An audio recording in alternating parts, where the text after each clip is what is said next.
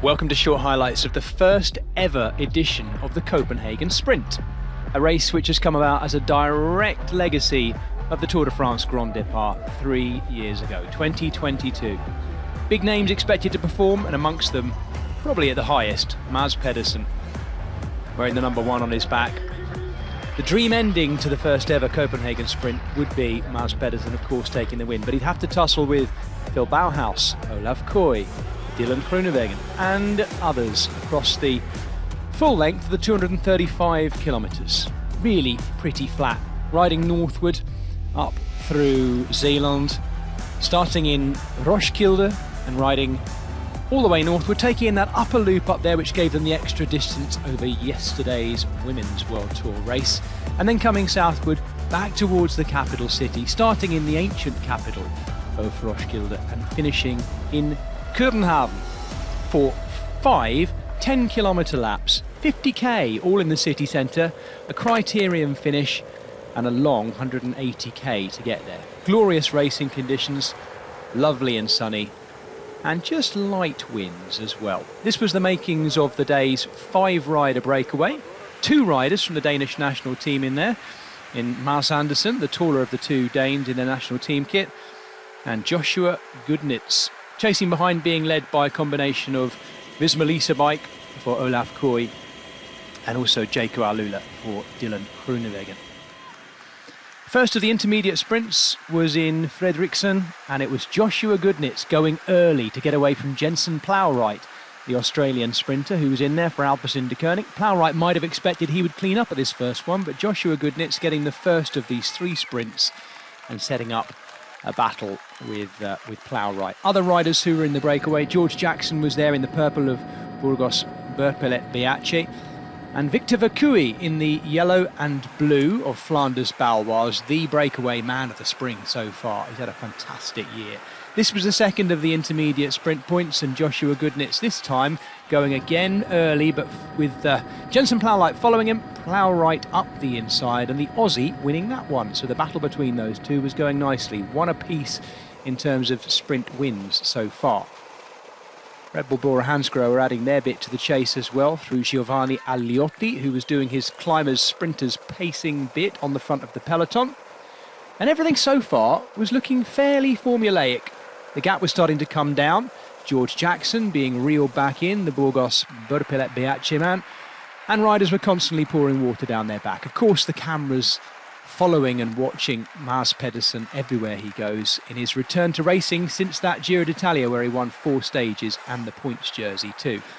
Victor Vercouy, the Belgian rider in the breakaway, decided he would have the last of the points, and therefore the battle for that sprints classification would come down to these 2 behind. And actually, Joshua Goodnitz gave it a good run, but in the end, Jensen Plowright just that little bit too strong for him behind Victor Vercouy, who persisted out front, thought about going alone by himself. The breakaway artist du luxe this spring as well. Vercoui's been absolutely fantastic this springtime. His hit rate at surviving in breakaways is remarkable. Well, this was onto the finishing circuit, and we had new riders attacking from behind, riding up to join the remnants of the original breakaway. And they included Casper Pedersen, riding for the Danish national team, Soudal-QuickStep rider, of course, Cedric Bullens, the Lotto man, the Belgian, and Dan Hula, the tall, strong Dutchman, stage winner, of course, at the recent Giro D'Italia in the individual time trial. So real firepower in there. And this was the final lap. This happened. Now, this was a problem because it took out some of the strongest sprinters in the race and their team workers too. Olaf Koy kept out by this final sprint, amongst others too. So in the end, we were left with a group of around about 45-50 riders who would contest the win as well. And UnoX Mobility, as they had done throughout, continuing to pace and put their faith in Søren Varnskjold and others.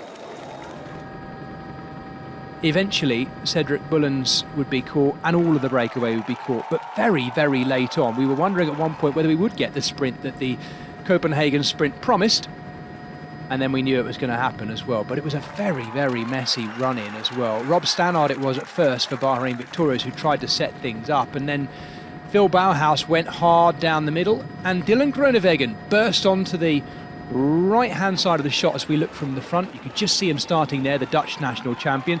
Down the middle, Alexis Reynard, looking like he was going to get the biggest win of his career. So often second, so nearly there. And then came Jordi Meijers, just like that. The Red Bull Bora Hansgrohe man popping up very late on into the headwind and taking yet another big win. The Belgian for Red Bull Bora Hansgrohe, perfect timing, perfect in avoiding that crash. Getting the congratulations of Tim van Dijk as well. Here it is again from on top. There was the moment that Dylan Groenewegen used his explosive speed, but look at the speed of Alexis Reynard, the Frenchman, so close to a World Tour one-day win today for Cofidis, but he couldn't do anything about the final pace of Jordi Meijers.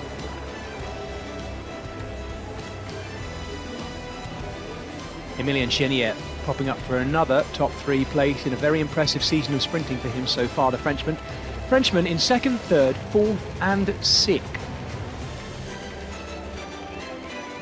Jordi Meijers getting the 14th professional win of his career to go alongside that Tour de France Champs-Élysées stage as well. And this was his biggest one-day World Tour win of his career. Alexis Reynard and Emilian Chenier completed a second and a third ahead of a fourth for Arnaud Démare, meaning the French were performing really well as well. If you want to watch the whole thing, go back and watch it on Discovery Plus. The first ever edition of the Copenhagen Sprint had ended in a sprint. You couldn't have it any other way.